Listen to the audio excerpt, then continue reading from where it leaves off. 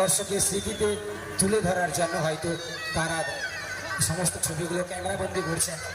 তো আমরাও তাদের সাথে একটু তাদের ভালো লাগার কথাগুলো শেয়ার করে নিই, কেমন লাগছে আমাদের এই পুজো মণ্ডপ প্রতিমা সেই।